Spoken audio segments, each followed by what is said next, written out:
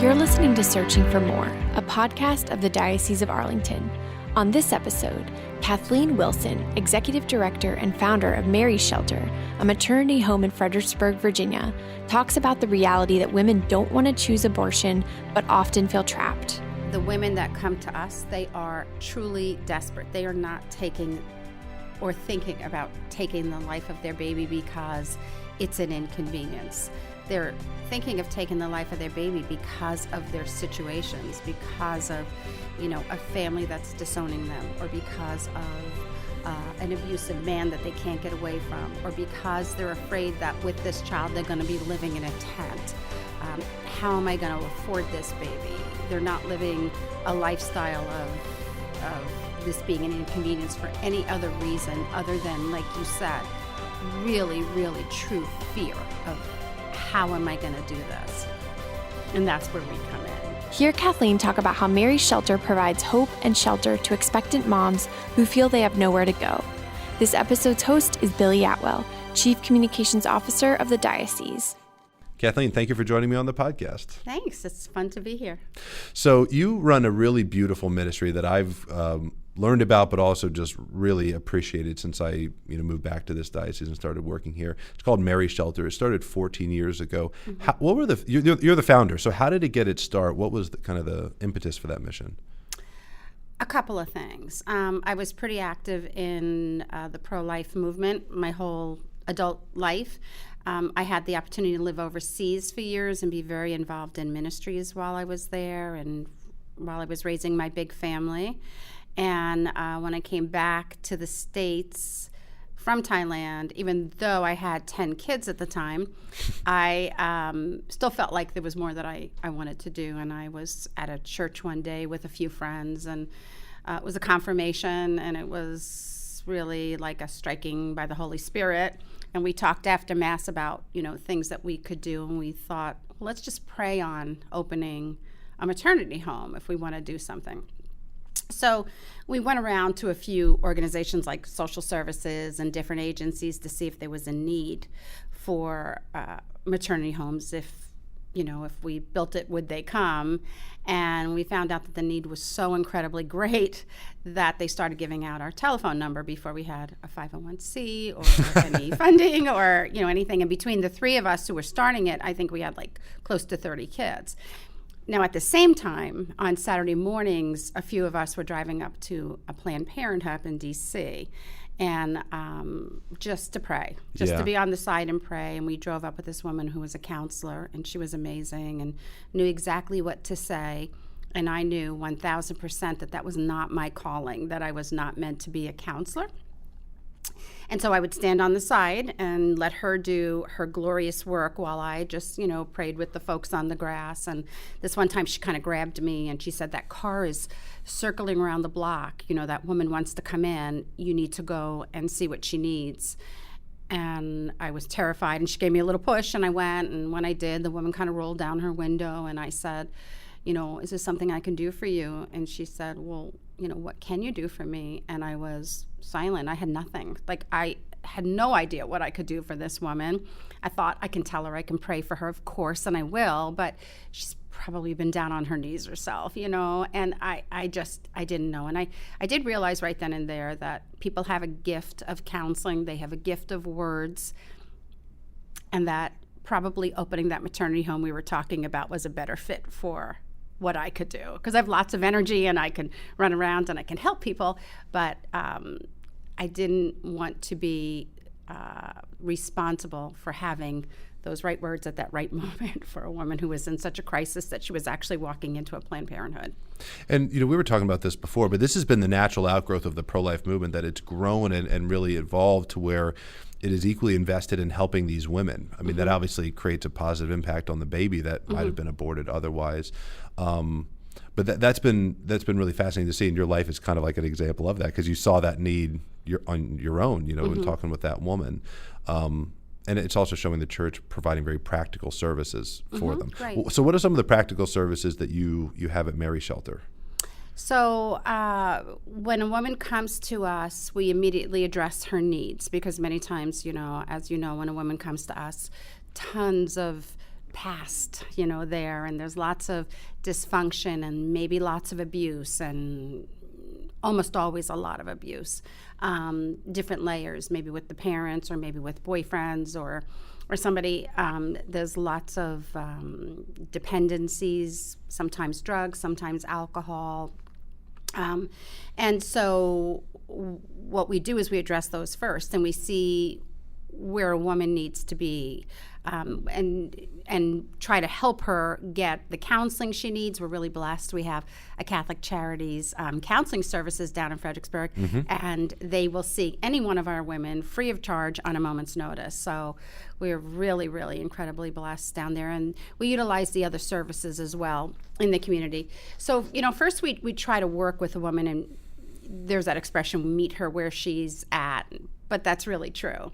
And give her a little time to breathe, a little time to get used to her new living surroundings, a little time to get to her doctor. But then we start in with our program, and we have meetings constantly. We have a case manager who works with this woman. We try to direct her. So what are you interested in? Do you have a GED? If they don't have their GED yet, that's the first thing we do. We mandate that they get their GED, because it's amazing how many women come to us that don't have a high school diploma. And then the world opens up to them. It's that watching somebody grow, how excited they are. They invite us to their graduations. They're so happy, and they can move forward from there. So it's all baby steps, and that's the reason why we give 3 years in our homes, because it's not a quick fix. It takes time for a woman to reach educational or employment goals. It takes time, sometimes more than 3 years. But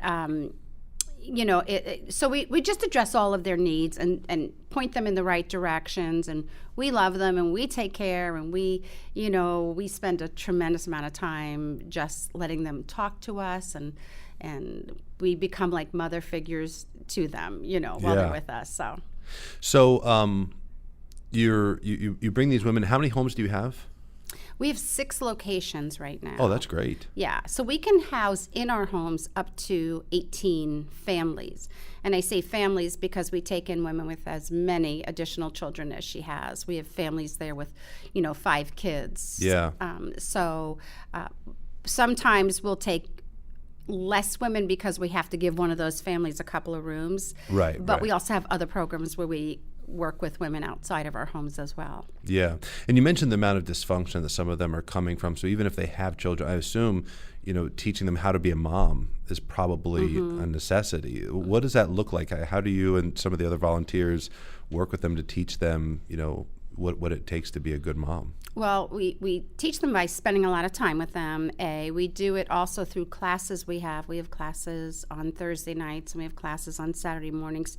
We bring in speakers from the community. We bring in doulas, and we bring in pediatricians. We bring in folks who work for social services, a gazillion different, who just, sit and kind of work with them and talk to them. If it's a woman that we see needs more, we'll mandate that she gets parenting classes. Most of our moms, though, I will say over the 14 years, it's been a tiny percentage of the moms that don't have that natural instinct right at the beginning. Yeah, it really is. I mean, there's something in a woman that has that natural instinct, and our moms have it as well. Even though they have a lot to overcome in their past, they still have that, and they love their babies. We've never had one woman in 14 years regret having that child. Oh, yeah. Yeah, and we've had very few issues of moms not being protective and caring. That's very good. So how many mothers and children do you think you've helped over these years since you founded it? Well, we've helped over 350 women now in our homes. Wow. Yeah, and over 1,000 children have come with them, and then babies born into the program. So that's miraculous. I'm sorry? That's miraculous. Yeah, it really. That's wonderful. Yeah, it's really been something very special to be part of. Yeah. And how old? When was it started? What year? 2006, 2007, right around there. What great impact in such a short amount of time. We had our first woman come through. We had one room, one woman. Wow. Now you have your own story about saving children, not through the moms and stuff, but you've adopted somebody. You mentioned before you have 10 children. Talk a little bit about that experience. So you were living in Thailand, right? When you began your first and adoptive mom. How did that come about? Well, we actually have 12 children now, so Okay. that's Oh. kind of, yeah.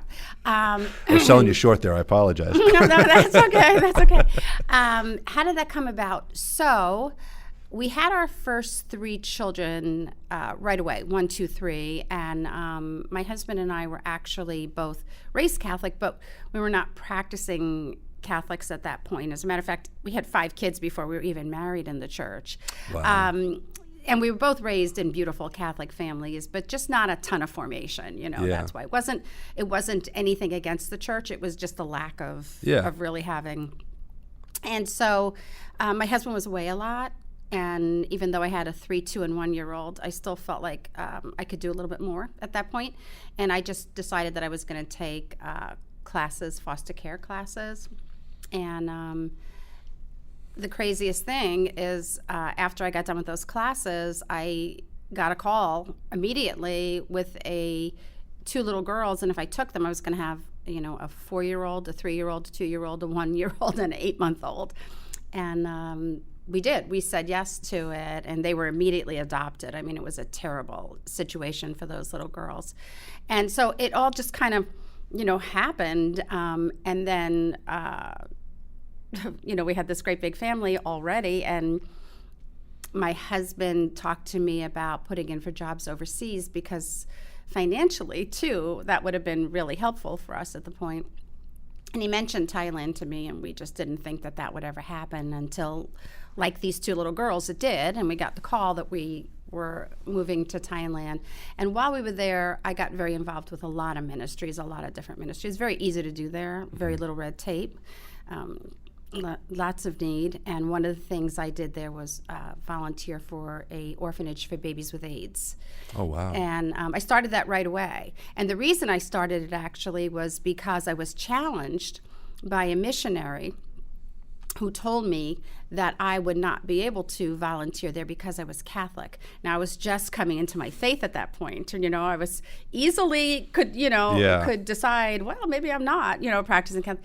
But something, again, just kind of clicked, and the more challenged I got, the more I read, and I reached out to friends, and I spoke to priests, and I kept learning the truth about the faith. And I would go back to my good missionary friends and say, thanks, because of you, I'm really learning the truth about my Catholic faith, and it was really quite an experience. But I was able to eventually volunteer at this orphanage. I'm not very tenacious, but I was in this situation about getting in those doors. And I fell in love with these babies, and they really were very sick. And the director there literally put one in my arms one day and, asked me to hold him, and he was a little 2-pound, 2-ounce baby. And he was a little bit bigger at that point, but he was born at 2 pounds, 2 ounces, and he was diagnosed, tested positive for AIDS. And I fell in love with him, and I brought him home. And my kids thought he was like a little doll. And I know it all sounds very crazy, but you can do that in Thailand, especially 20-something years ago. And we weren't living in the city. We were living in the country. I hear it doesn't work that way here, right? It doesn't work that way. It doesn't work that way anywhere else, I don't think, than Chiang Mai in the loosey-goosey times we were there. But So you ended up adopting that little baby? We wound up adopting him, and as it turned out, he was not HIV positive. Wow. So here in the United States, if a child is born to a mother with HIV, they do a DNA test right away. In Thailand, especially 20-something years ago, they did not do a DNA test. They did a simple blood test. So any child born to a mother with HIV would test positive, showing her antibodies. Yeah. But when his own immune system kicks in and her antibodies are kicked out, they could test negative, which they are. Oh, fascinating. So he was one of those babies that what a lucky little kid. tested negative. And he went into wonderful. the Marines. He's a young man who went into the Marines. And Really. That is beautiful. It's incredible. Now, what made you want to volunteer in the first place? You had how many kids when you moved to Thailand? 5. You had 5. So you had all this free time on your hands. Yeah. What made you decide I need to go and volunteer at an orphanage? You're in a country you don't know, right? You have 5 children. Yeah. Your husband's working, and traveling a lot and stuff. Yeah. What gave you that motivation? That's so inspirational. Well, I really didn't think about volunteering before I went there. It wasn't closed off. I just gave it no thought. But it really was one of those crazy stories where this woman approached me, and she had a little baby in her arms, and she asked me out of the blue if I wanted to adopt this baby. And she turned out to be a missionary there, and she had this little baby named Grace, who had a story like my son, who was tested positive when she was an infant, and later on her immune system kicked in. And like I said, it was one of those things where when I told her that, gosh, I don't think I'm ready to adopt. I haven't even unpacked yet. I just moved here. She said I can meet her director at this church. And I said, well, I don't go to that church. I go to the little Catholic church. And she kind of, stood back. And that's when told me I couldn't go there because I was those. I was Catholic. And, I found it so unbelievable that I just never had that said to me before. So, like I said, it made me a little more interested in getting to this place to meet this woman and see if this were true. But once I opened the door to being there, my entire 6 years there, I volunteered with them. And the director of that Agape home, it's called, the ministry where my son came from, became the closest and dearest of friends. So none of that was true. She didn't feel that way at all. So that's 6 kids. Where did the other next 6 come from? Did you adopt others in Thailand or? Yeah. So when we went to do the final adoption for my son, I was with the director of social services in Thailand and my husband, and I made the fatal mistake of saying to her, because where you went for the adoption, it was an orphanage there for older children. And I said, boy, this makes my heart hurt. Like if I was ever going to adopt again, I would adopt an older child. And she said, really? I have an older child for you. And she did. And we met Claudia. Her name was Pan. Her Thai name was Pan. She actually didn't have a formal name. There was no paperwork for her. Wow. And so we had her come and stay with us for a while to see if she liked us, because she was a little bit older. She was 12, and she did. The compound we lived in had a swimming pool, and I think that's what sold her on us. And we adopted her, and she's a beautiful, beautiful young woman now. She's still in school. She's going for nursing. Great. And she was married. She married somebody in the Air Force, and they have a son, and she lives out in South Dakota right now. Wow, very cool. It's interesting to see the ripple effects of your generosity. I mean, and just being willing to help people, and that 12-year-old girl, and what she's doing now and helping others and being a nurse. That's really amazing. So you mentioned something a second ago that made me think of this. The desperation that people feel when they're having a pregnancy that they can't afford or don't want, whatever the case may be. That's what drives them to maybe leave the baby at an orphanage. Like you experienced there in Thailand. But in the United States, there's not many orphanages, but there's lots of abortion clinics. So that desperation leads people to an abortion clinic instead to deliver that baby. Talk a little bit about the desperation that these women feel when they come in. I think sometimes there's this illusion with folks that it's a free choice. They discern with their doctor, and we hear the usual language that is largely nonsense, because there is not this peaceful, tranquil discernment of do I keep this baby or not. There is just this fear and anxiety. Talk about what that's like for the women that come in. Yeah, I've been thinking about that a lot more lately, especially since those award shows when we had an actress get up and talk about, my body, my choice, and it was better for my career, and, it was the best decision I made. We have women that come to Mary's Shelter who have had past abortions, of course, and that is not what they say. That is not their mantra. But of course, they don't live in Hollywood. They live in the real world. And when you go into a place like Planned Parenthood, you leave empty and you leave with a bill. And that doesn't make anybody I've ever met happy afterwards. So that kind of nonsense is just lies, and it's foolish. So they're given that option to not have to be afraid of that. They do not want to take the life of their child. And you give them the opportunity to live in dignity, right? To have a roof over their head. Yes, beautiful home. Yeah, you get them the counseling they need, the help, the education. It's all the things that they're being told that they'll have to forego. You're showing that is not the case. They do not have to do that. That is so beautiful. Do you have any specific stories, any women that really come to mind that maybe are emblematic of the work of Mary's Shelter? Yeah, I could probably rattle off 100 stories, but Give me one or two. that I can remember right now. One short little story, one simple story is a woman who really together young lady, really young, 18. And her family is from a different country. And we've seen this before with some folks from different countries, it's a real dishonor if somebody is pregnant, outside of a marriage. And that was her situation. And her family disowned her for choosing to have the baby. Her boyfriend wanted her to abort the baby. She's 18. She has no place to go, so she decides she's going to have this abortion. And so she goes to my heroes at a pregnancy crisis center that she thought was an abortion facility. And of course, they counseled her and loved her and told her the positives of having her baby and called us.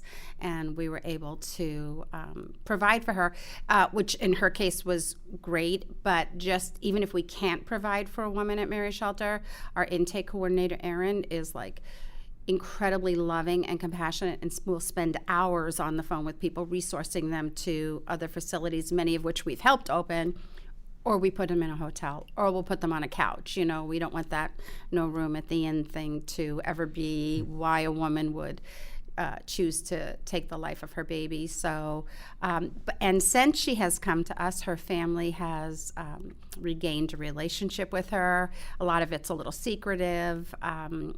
Even the boyfriend has come around. They're not really involved anymore, but she's receiving so much more in the way of support. But since she came to us, she's been going full-time to school as well, which was not an option for her when she was living with her family at that point. It was kind of shunned, kind of not looked, and so she's really made remarkable changes. Another story I can think of right offhand is much sadder. A young lady that came to us, she's not with us anymore because this was going back a couple of years ago, but her story was always so striking to me because she was 17 when she found out she was pregnant, and her mom took her for an abortion, insisted that she had an abortion. And they went to the facility, and it turned out that she was further along than they thought, so they had to reschedule the appointment. And so she thought she was saved. She thought that would be it. Her mother would finally come to her senses, and her mother didn't. And she was brought back, and she was forced to have the abortion, and kind of against her will, I guess entirely against her will. And after the abortion, she was one of those ladies that fell apart a year later. She started drinking, she started harming herself, she was suicidal, fell into the arms of a very abusive man. When you have so little self-esteem and you don't like yourself, that's kind of where you fall. And so she did, and found herself pregnant again. And no way was she going back home to tell her mom. She was only 18 at this point. A lot of our moms are not 18. We have older, but these two happen to be at this age group. And another one of those stories where she went to I believe it was a counselor at a school. It wasn't a crisis pregnancy center. It was somebody that she trusted. I think it was an ex-counselor at one of her schools because she hadn't finished high school. And they did the right thing, and they found resources, and she stayed with us for 3 years, the entire 3 years when she had her child. I cannot say that she went on to this perfect lifestyle, because she really, really suffered not only from her abortion, but from so much more. For a family to do that to you, there's a lot more going on too. But we still I'm in touch with her all the time. She feels loved by us. She knows she can come to us for help. We're very supportive in her life. I know if she were to find herself pregnant again, we would be her first call. It wouldn't be her mom. It would be to us. So, for better or for worse, women just leaving and feeling loved and feeling like they have somebody they can talk to for the rest of their life pretty much is such a blessing. It's just, It's great.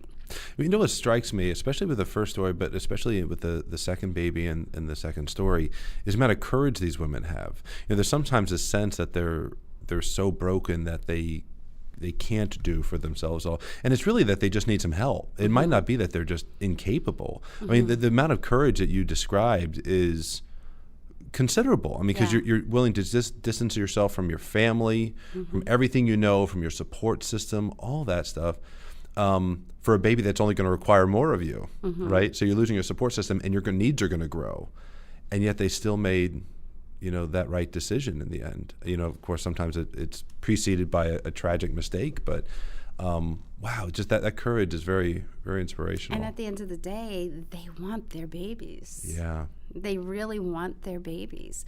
Again, not one woman has ever regretted actually giving birth. They've regretted past abortions. They've regretted that they thought about an abortion. They cry over that. It's really hard. Not one of them has regretted having that child. That's not a truth. It's not real. Yeah. No, I totally understand. If people want to learn more about Mary's Shelter, or any of the work you do, what's the best place to go? Well, if they go to our website, they can find any one of our telephone numbers. I'm always available for phone calls. We get lots of people that come down and visit. They wind up wanting to volunteer and mentor. That's the other thing. We have mentors for all of our moms. So it's not like we're the only ones in their life. We have people in the community that want to be part of their lives as well and help them to doctor appointments and just talk to them and just another solid source for them. But they could just go on our website and look if they're calling if they want to be somebody who's want to come in that capacity. If it's somebody who wants to enter into our homes, same. Go to that website. What's the website? If they just type in Mary Shelter Fredericksburg, that's the easiest, but it's www.maryshelterva.org. But just Mary Shelter Fredericksburg is all you need to remember, Very and it good. pops right up. And I know you guys are always needing gifts, you've opened these homes because people have been generous in providing those gifts. So you need help. You also need, none of this is free. So none of this is free. We don't take any money from the government. We don't take any money from state. It's all private and church donations. So wonderful. We're always looking for supporters, donors, prayer warriors, friends. That's wonderful. Well, thank you so much for everything you do. And thank you for sharing your story today. This was really inspiring. The work you do, but also, the life you've lived has also been very inspiring. So thank you very much. Thank you. You're listening to Searching for More. If you enjoyed this podcast, please write a review on iTunes, Google Play, Stitcher, Spotify, or wherever you listen. Also, make sure you follow the Diocese and the Arlington Catholic Herald on Facebook, Twitter, and Instagram. And subscribe to our YouTube channels for regular videos that inspire, educate, and inform about the Catholic faith in our diocesan community.